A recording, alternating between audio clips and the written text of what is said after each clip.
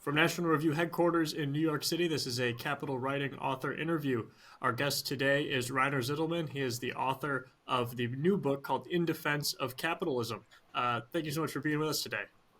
Thank you. All right, so you called the book In Defense of Capitalism. Why does capitalism need defending? Because capitalism is under attack all around the world. In China, 40 years ago, Deng Xiaoping started with his economic reforms, but now Xi Jinping goes back in the wrong direction. What I mean, less market, more state. It's under attack in Latin America. You see one country after the other becomes socialist. Even Chile, that was the most successful capitalist country in Latin America, they voted for socialist.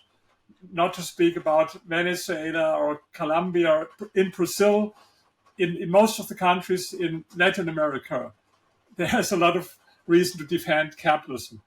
In Europe, we go more and more in the direction of a planned economy. For example, here in Germany, it's less market, more state. And in the United States, half year ago, I read the new Index of Economic Freedom from the Heritage Foundation, this ranking how economically free the countries are all over the world. And this was the worst ranking for the United States since they started with this index in 1995.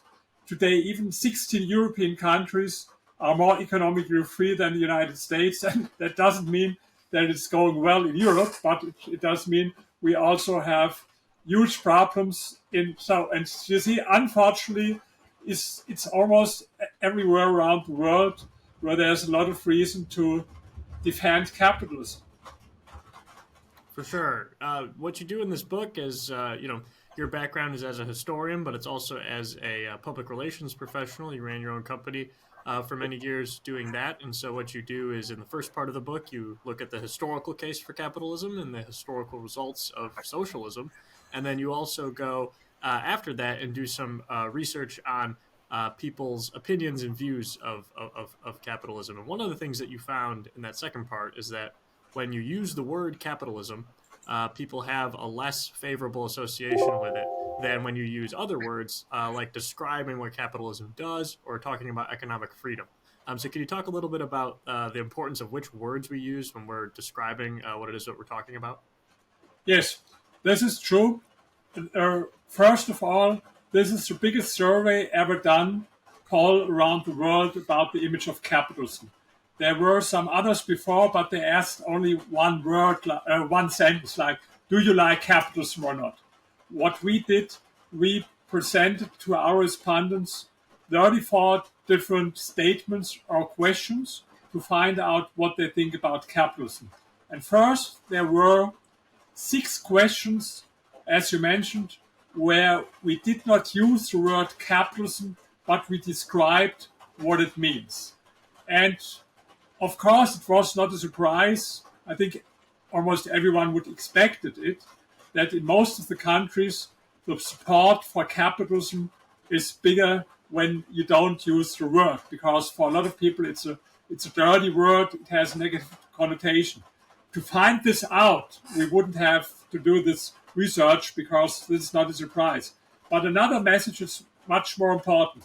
In addition to these 6 questions, we asked a lot of other questions where we did use the word capitalism. For example, an association test where we asked people, what do you think when you hear the word capitalism? Do you think about greed or prosperity or freedom or environmental destruction? And then we added 18 statements, positive statements like, for example,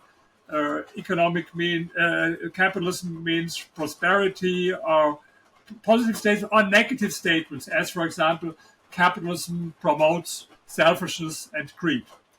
And then we could analyze the effect of using or not using the word capitalism. And the result was, unfortunately, that if we did not use the word, in 7 out of 34 countries, people were pro-capitalism. In the book, you find only 21 countries. It's an ongoing process. And after the book was published, we did more surveys in other countries. This is the reason why I speak now about 34 different countries. So only in 7 out of 34 countries, people had a positive attitude towards capitalism.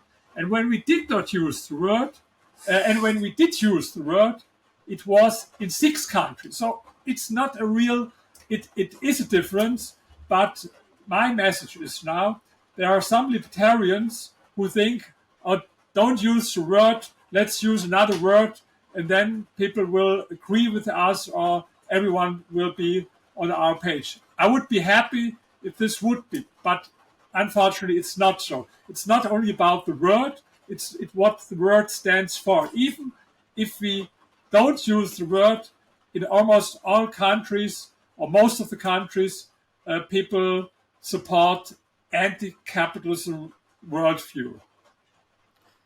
You mentioned that this is a survey you've done in 34 different countries. One of the interesting findings from an American perspective is that our country, it's basically a straight upward line from left to right on the political spectrum for support for free markets.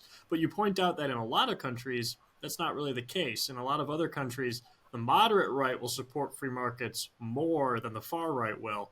Why do you think that is in most of the world, but not in the U.S.? First of all, thank you and congratulations. I see that you read the book very thoroughly.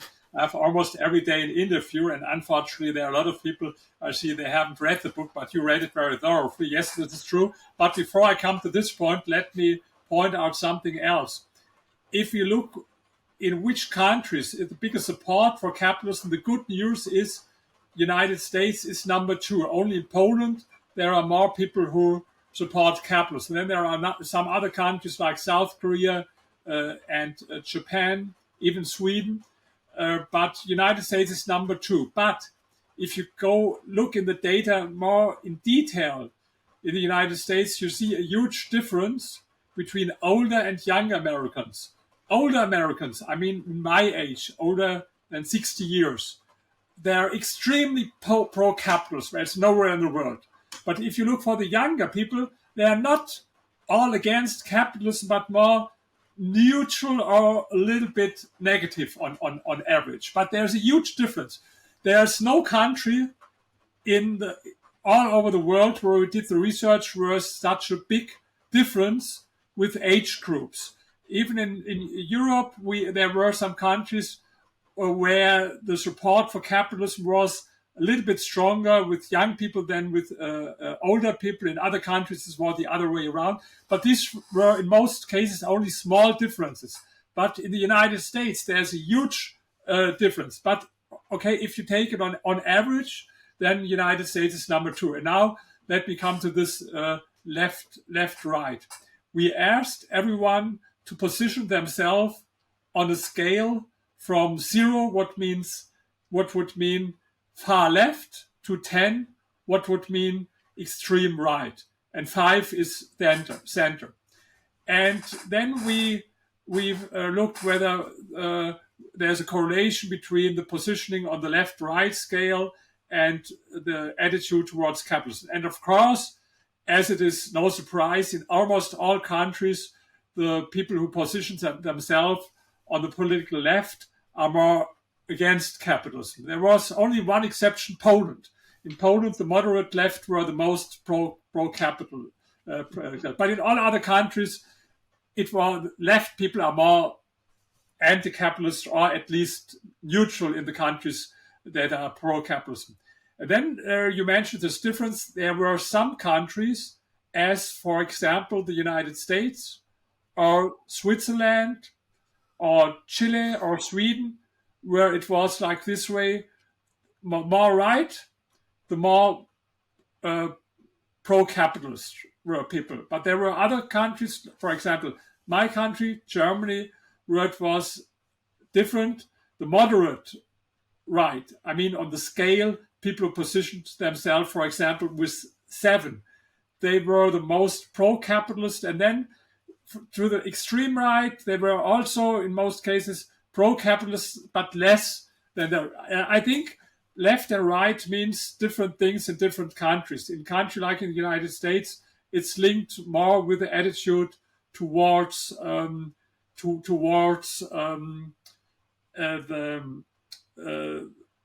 the attitude toward the economic system. And then there was another interesting result, especially also for the United States. We wanted to find out whether pro or anti-capitalists tend more to support conspiracy theories, because during the pandemic there was a lot of talk about conspiracy theorists, especially in the United States. And in addition to these questions about capitalism, we asked two questions where we presented statements to our respondents that are typical for conspiracy theorists. As, for example, politicians decide almost nothing, they are only puppets from other forces in the background, or you can only understand politics if you know that everything goes according to a secret plan that most people do not know. And the interesting result was, in 33 out of 34 countries, anti-capitalists supported more conspiracy theories than pro-capitalist. In 33 out of 30. Also, this is also true for the United States, but in the United States, the difference between anti-capitalists and pro-capitalists was very small. And I think these are maybe some, like some Trump supporters, maybe, or QAnon people who, on the one hand, they believe in a conspiracy theory, on the other hand, that I'm pro-capitalist. But in all countries, and so you see, this for the first time, and I'm a little bit proud about this result, that I proved scientifically that anti-capitalism is a version, in a way, of a conspiracy theory, because they don't call it conspiracy theory, and mainstream media, they don't call it conspiracy theory, but this is exactly what you can also hear if you watch CNN or so. They think the lobbyists and the super rich, they control everything. And this is also a chapter in my book that, I don't believe that it is as easy as anti-capitalist thing that you can so easily buy political power. I have one chapter about it. If it would be different, Donald Trump would have never become president of the United States, because as to 2016, not a single Fortune 100 CEO donated for Trump's campaign. And of course, in the end, he raised a lot of money, but 600 million, but Hillary raised twice as much, 1.2 billion. So if it would be so easy, the more money you have, or another example, Joe Biden would have never become president of the United States, but Michael Bloomberg, because Michael Bloomberg was, at the time of the elections, the 8th richest man in the world, with a net worth of 62 billion at this time.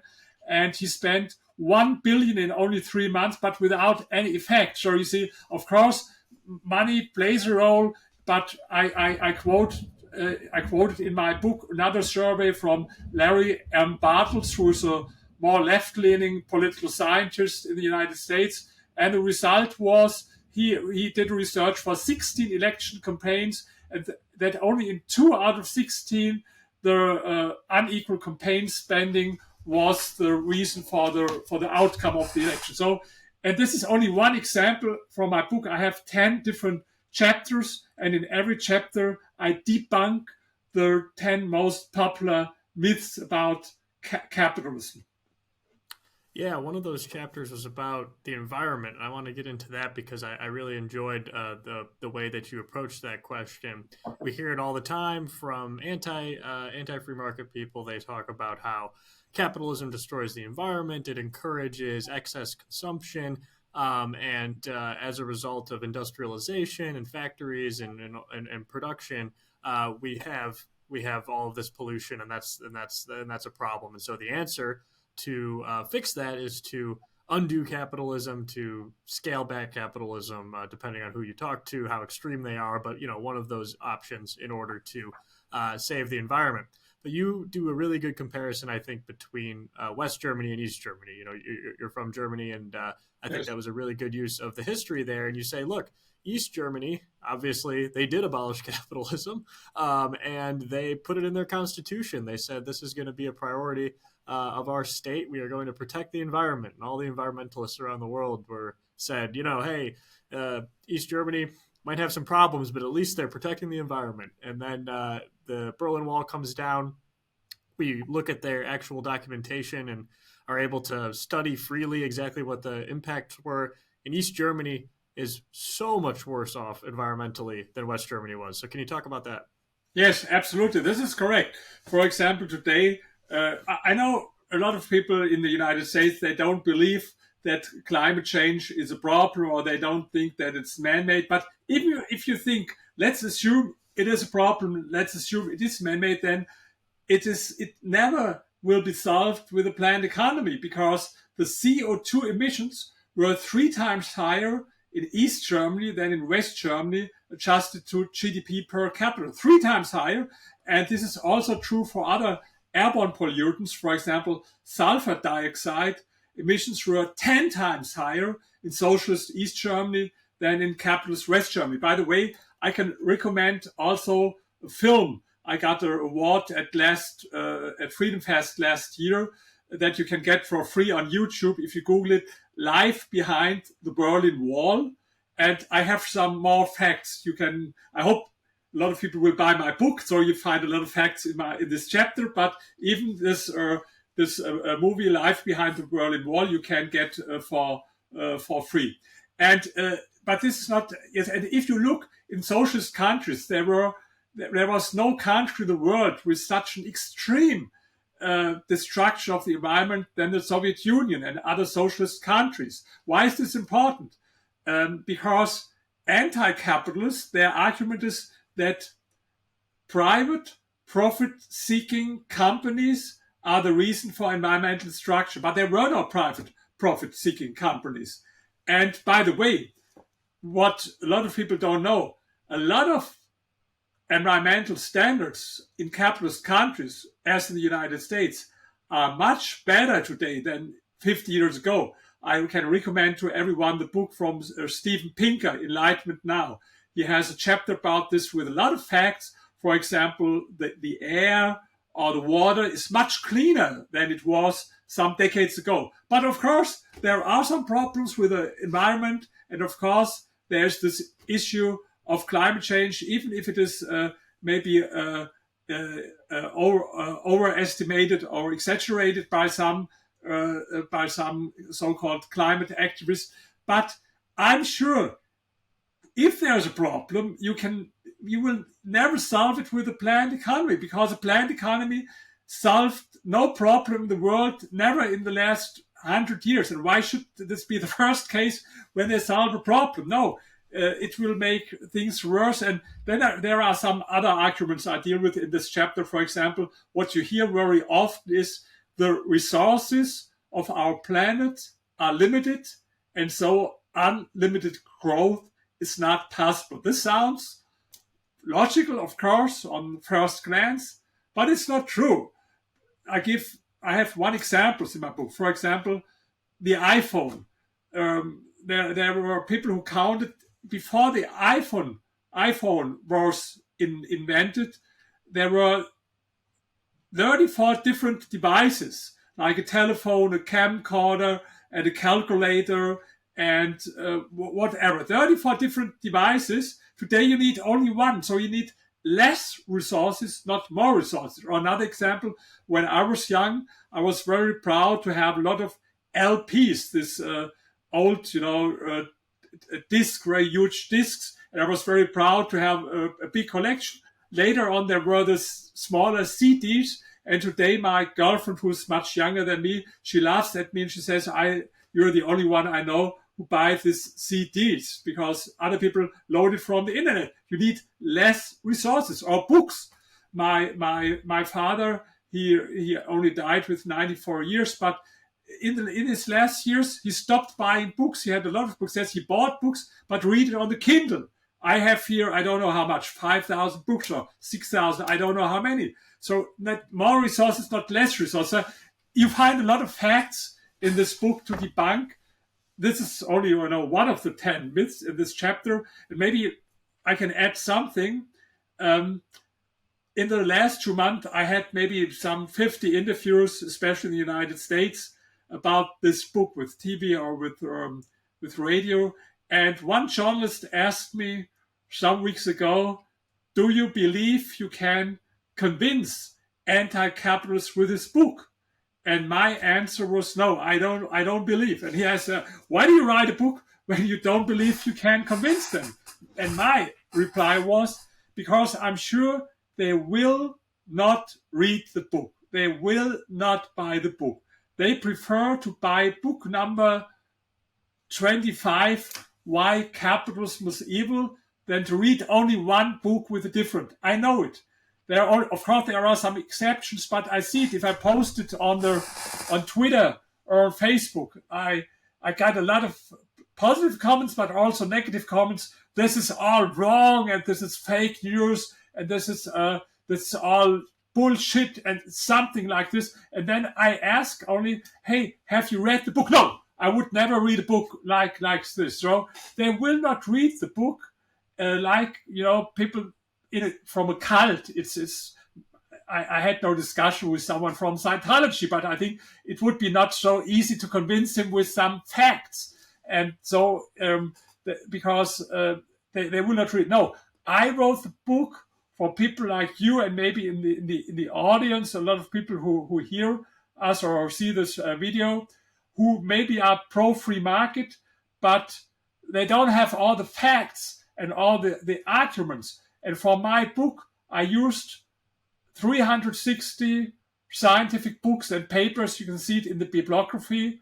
There are 900 footnotes, but I think you know it. You read the book. I hope you can confirm it. In spite of this, it's easier to understand than most other scientific books. And if someone is able to understand this interview in spite of my German accent, it will be even easier for him to understand the book. But I have a lot of, and not a lot of people are able or have time or want to read 360 scientific books or papers. And you even don't have to read the whole book. For example, if you have a discussion about poverty, next week, read chapter 1. Why capitalism is not responsible for hunger and poverty. Or if you have a discussion about selfishness and greed, there's a chapter about monopolies. So this is why I wrote the book, to give you all the facts if you discuss with anti-capitalists. Yeah, I can confirm it is very very readable, and as a summary of a lot of much denser literature into a way that is much more digestible. So one of those facts that seems to always be around and never go away is this idea that you hinted at there about monopoly, is that there are these big companies that run everything and they're invincible and there's nothing we can do about it, and they have too much power. You give an example in the book. You talk about how the German company SAP was started. It was basically started because a bunch of people who worked at IBM had a good idea, and IBM decided that they didn't think it was a good idea, and they just kind of brushed them aside. And so they left IBM and started SAP. And this was a really good example of how big companies mess up and they make mistakes, and from doing that, new companies arise to capitalize on the mistakes that big companies make. And so IBM used to be one of these companies that everyone said, oh, IBM, they're untouchable, they're too big. And now most people don't hardly think about IBM at all. We've had lots of different tech companies that have come up in their place. So what is it about this idea, though? I mean, that's only one example. There are so many others. What is it about this idea of big companies that, people have been arguing about this for 100 years or more,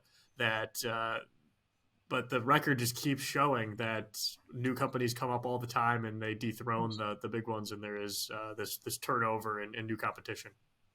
Yes, by the way, IBM is not only a perfect example for SAP.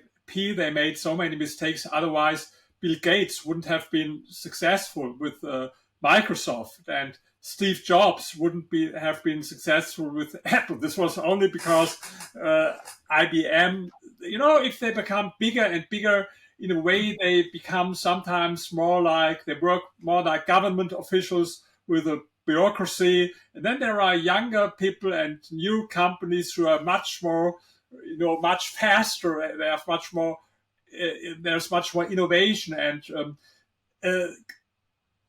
these so-called monopolies, their power is overestimated time and again when they are on the height of their power. In fact, then people think they will last forever. Some people think maybe Google or Amazon will last forever. But I have in my book a lot of examples why it is not true. Only a few examples here. I have an example in my book, 2007. The headline in Guardian, this is a UK newspaper, was, "Will MySpace ever lose its monopoly?"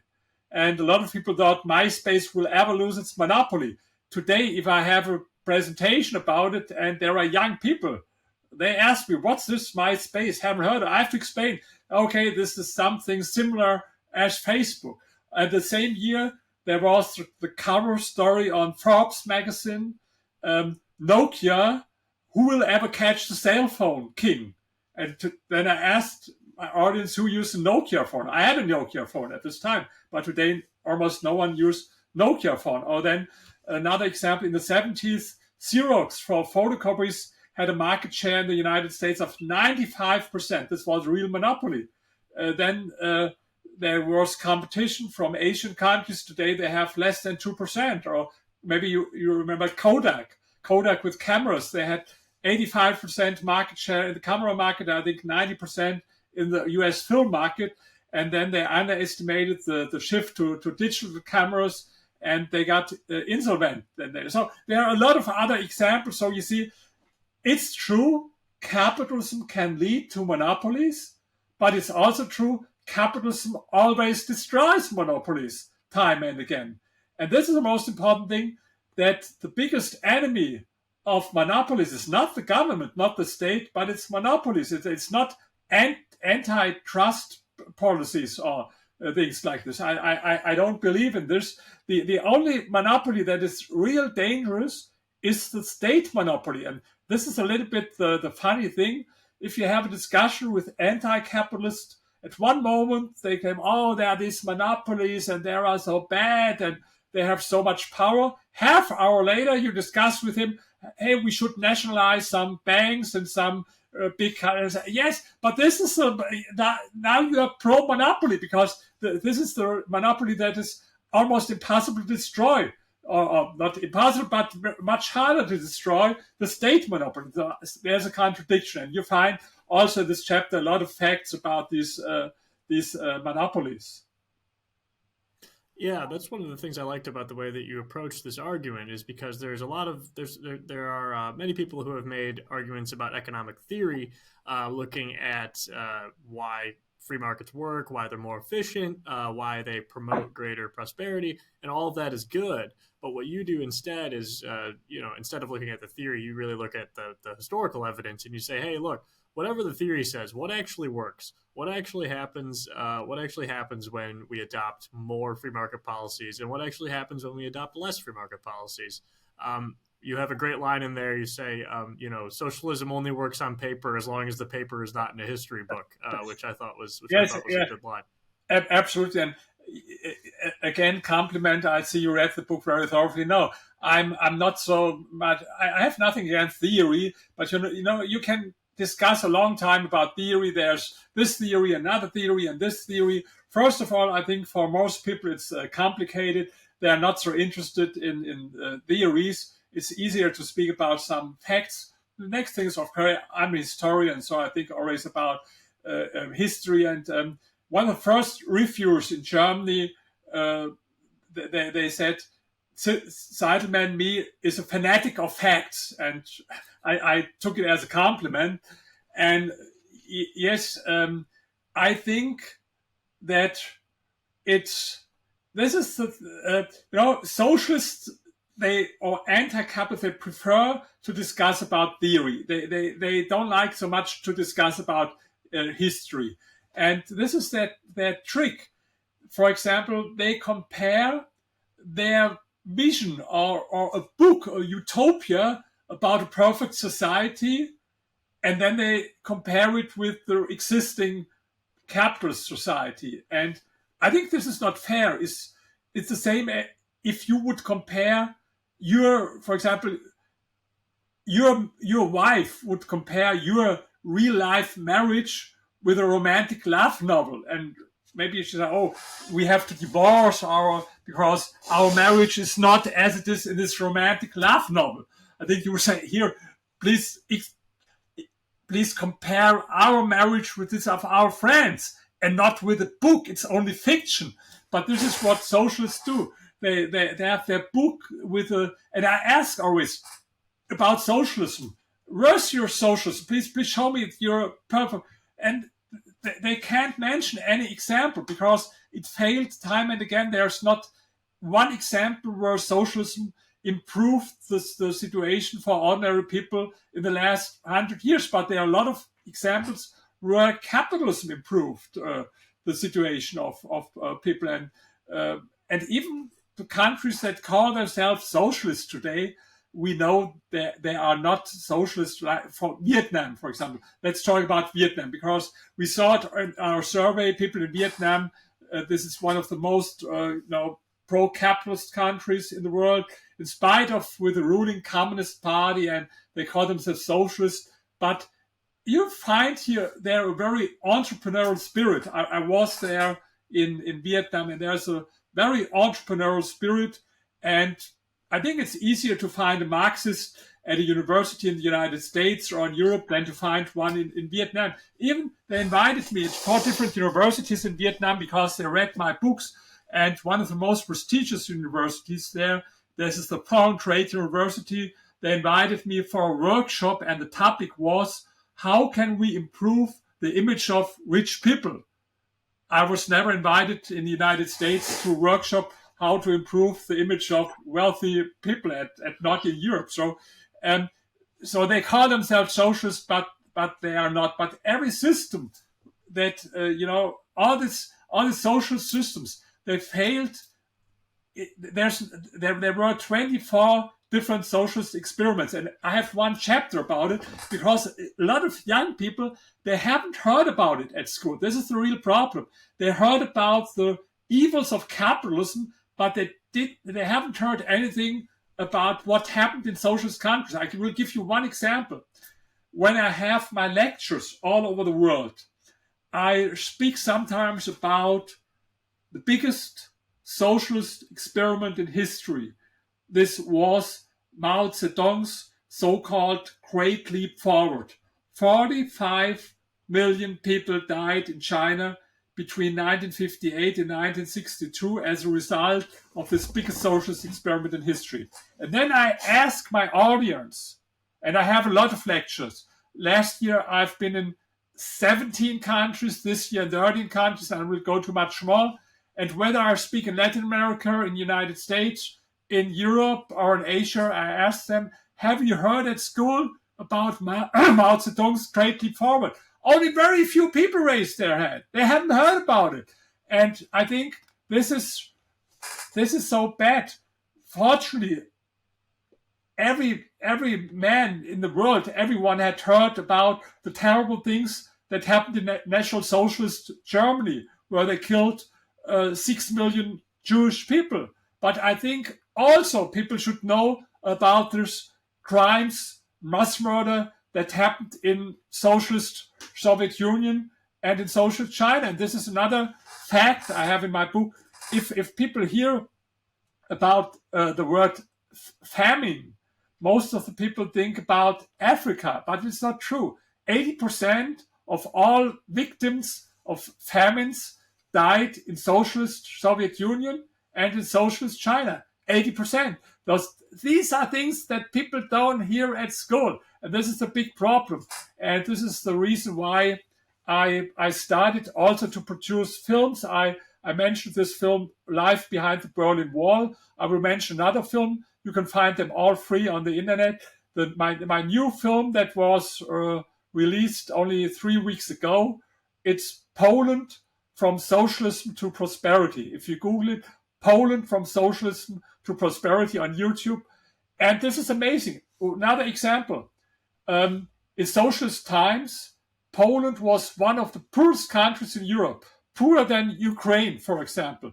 GDP per capita was even half of Czech Republic. And then they started in 1990 with free market reforms. It was Leszek Balcerowicz, it was the finance minister. He believes in Hayek and in Mises. He's a very strong believer in capitalism. They started with these reforms. And since then, Poland was Europe's growth champion for 3 decades. The GDP per capita is now 3 times higher than it was in socialist times. And this is so you have so many examples in history where capitalism worked and improved living conditions from people, but there are no examples where socialism improved living conditions. Yeah, for sure. One of those examples that you hear sometimes, though, is people will talk about China and they'll say, and it is true that many people in China have gotten out of poverty in the last few decades, but the country is still run by the Communist Party, of course, and so people will say, well, say what you will about the communists, and obviously they do a lot of bad things, and they're terrible for political freedom and all of that stuff. But at least they've helped get people out of poverty. What's wrong with that story? In my book, I have one chapter added. It's not written by me, but by a friend of mine. He's an economist from Beijing University. His name is Wang Chang. He defends capitalism and he explains in such a great way. I couldn't have done it better. Why free market economy is better than socialism. It's a little bit interesting that someone from Beijing University has to explain us in Western Europe why capitalism is the better system. But unfortunately, he was very influential like 10, 15 years ago. Today, not. So let's speak a little bit what happened in China. In China, I spoke about what happened in the end of the 50s with the socialist experiment. But even in 1981, 88% of people in China lived in extreme poverty. 88%. Today it's less than 1%. This happened never in history before. The reason was very simple. Deng Xiaoping started in the 80s with economic reforms. He introduced private property, free market reforms.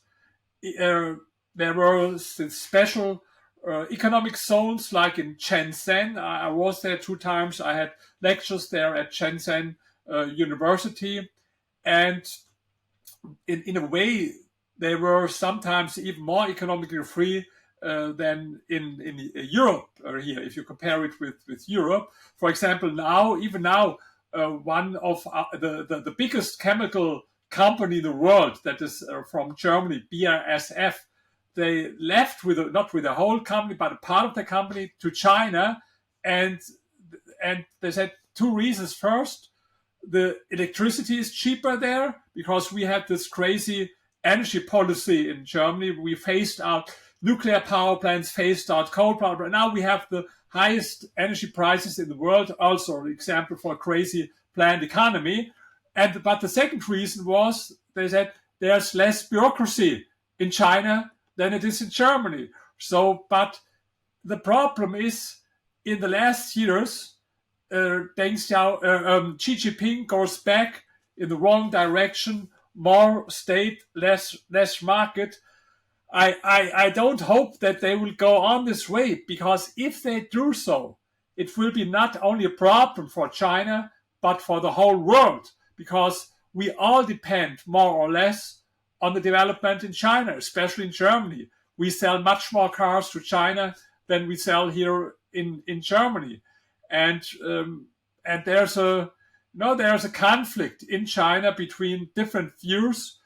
Some of the party, they believe what they call the China model. They mean they found like a third way between capitalism and socialism. But this is not true. This friend of mine, Wang Chang, he always repeats one thing. Our economic success was not because of the state, but in spite of the state. You see, all the progress that they made was not because of state-owned companies. It was because of private companies that were very successful. This was the reason. And so there's a lot of, misconception. Even there are some economists in the United States who don't understand, they don't know much about China. They take China as a proof that we should have more state because they believe that the reason for their success is the role of the state. No, the reason is because they introduced private property and free market reforms. It's like you had a race, between different people, and one has one arm, and then he will win the race. And you say, okay, I should cut my arm because he was successful. No, he was not successful because he had no arm. In spite of this, they mix in spite of this and because of this. And you see the same thing in Vietnam. They call themselves socialists, and I mentioned this before. The leading party called themselves communists, but they don't believe in this. Maybe there are some very old people who believe in this Karl Marx ideas, or they have some quotes, but most of them they laugh at this. They don't take it serious. I was there in a think tank in China, and I saw no pictures of Karl Marx or Lenin. The pictures there I saw from, for example, they had a Steve Jobs picture there. That was their role model. Steve Jobs more than Karl Marx. That's funny. One of the other countries that did not that you hadn't surveyed in the book. I don't know if you have. You said you've added countries since, but in the book it did not include India yet. I'm kind of curious if you have been able to survey India about their attitudes towards capitalism there. It would be very interesting. Unfortunately, I have done a survey, and I can tell you the reason, by the way. This survey is very expensive. I did the survey now in 34 countries, and I had another survey. It is about the image of wealthy people. I wrote a book about it, The Rich in Public Opinion. It's published by Cato Institute. I started there in the book with 4 countries. Now it's 13 countries. And so if you sum up, it's 47 countries. And for every country, I paid 14,000 euros. So it is like $700,000. And I paid it from my own pocket. There was no one to support me. That's a big problem. I can't do it one more time. I hope maybe I find someone who hears this, that I should support him, because if I would go on, okay, I made some money because I was a successful entrepreneur, but of course it's not endless, and I don't like to write my next book with a topic maybe how to become poor with scientific research and writing books or something like that. And so this was like $700,000. And I would like to do this much more this research, but we did it with one of the most prestigious polling institutes in the world. This is Ipsos Mori, and it costs a lot of money. And so, unfortunately, we didn't include India. But I would be very curious to find out. One criteria was this book is being published in 30 countries, and I found no publisher so far in India. Some of my books are published in India, but not for this book. And I did it also, if the book is published in the country, I did the survey in this country because, for example, in the United States, I have this chapter, How People in the United States and the UK Think on Capitalism. And if I publish the book, for example, I was in Mongolia last month, I have a chapter, How People in Mongolia Think about Capitalism. And then we did the survey in Mongolia or in South Korea. Mm-hmm.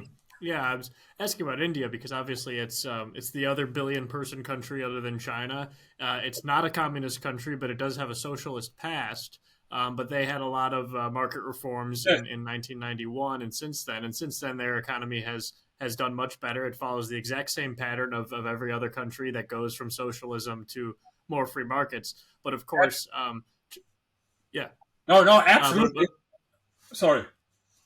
Oh yes, I was, but of course, India still does face some of some residual policies that are left behind from its socialist time that are still holding back the growth in that country. So I'm hopeful that there will be more positive opinions of free markets there, but I'm not exactly sure where they come down. In most cases, it's this way. I think there's a correlation between how successful the free market reforms were, how much they improved living conditions, and how people think about capitalism. For example, I mentioned Poland is even more support for capitalism as in the United States, and Czech Republic was also one of the most pro-capitalist. It's also very successful what they did there. But there were other countries, and Vietnam is also positive, but there were also other countries. For example, we did the survey in Russia, and we did it in Serbia, and in the other ex-Yugoslavian countries like Bosnia or Montenegro, and there was a very negative attitude toward capitalism. What I could understand, if this would be capitalism, what we have there in Russia, I would be anti-capitalist number one, because this is no capitalism. This is a kleptocracy. They started in the beginning of 2000, even in the first years of Putin. It was not so bad, but then Putin started in 2003 what he, did against Khodorkovsky to steal his company, and they stole a lot of other companies, and it became more and more a kleptocracy, and it's you see that the living conditions didn't improve so much. They're economically not successful in Russia. It's the biggest country in the world. There's no other country with so much resources as Russia, but their GDP was, even before the war in the Ukraine, was less than Italy, for example. So this is not a positive story. And then there are some countries that are a little bit between the positive examples. These are like Poland and Czech Republic, and the negative examples, Serbia or Russia. And there are in the middle, like Romania or Bulgaria. We did the survey also there, and they were also in the poll in the middle, like between positive and negative attitude. So I think it's a little bit it has to do a lot how experience. But there's one problem. There are even countries where people had very positive experience, like my country, Germany, or for example Switzerland. But these countries, my country and Switzerland, are very anti-capitalist from the attitude.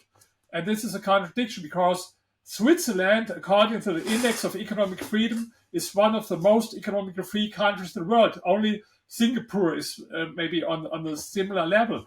But the problem is that time and again people forget why they became successful. This is what happened in Chile. I mentioned Chile. Chile was by far the most successful country in Latin America. I was there in a lot of Latin America countries last year. I've been in Chile, I've been in Brazil, in Argentina, Paraguay, Uruguay. I was in these countries. And in Chile, you feel a little bit like in Europe.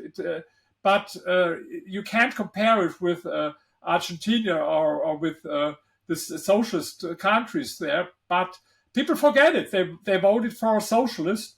And in Brazil also, they voted for a socialist. And this happens in a lot of countries and this happens all over the world. In the beginning of the 80s or the end of the 80s, we had politicians as Maggie Thatcher, Ronald Reagan, and in China, Deng Xiaoping, and there were even economic reforms in countries like Argentina or Italy. But now, 30 years later, people forgot it, and the planned economy is still in fashion. So even in Germany now, there's one bestseller book about capitalism. Unfortunately, it's not my book. The title is Das Ende des Kapitalismus, what means the end of capitalism. And the author, she's very popular. You can see her in almost every talk show in Germany. She's very popular. And she writes in her book, we should abolish capitalism. We should introduce planned economy. We should forbid driving cars. totally. We should forbid to fly.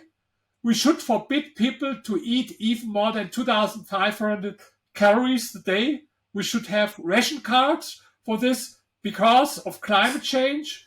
It's necessary, and we should forbid building new houses and redistribute the existing buildings more evenly. And she adds, it will make people more happy because equality makes people happy. This sounds very strange 30 years after the end of socialism. And if you tell her, yes, but we had this. No, this is completely different. This is also always what socialists tell us. No, it's not like we did it before. This is a new version. It was the last time I remember in Venezuela. Venezuela is also a very good example because in 1970, Venezuela was one of the 20 richest countries in the world. Then they started with regulation. Situation became worse. Then they made a big mistake. They voted in 1998 for socialists, for Hugo Chavez, and socialists all over the world, intellectuals, were so enthusiastic. I have some quotes there in my book, yes.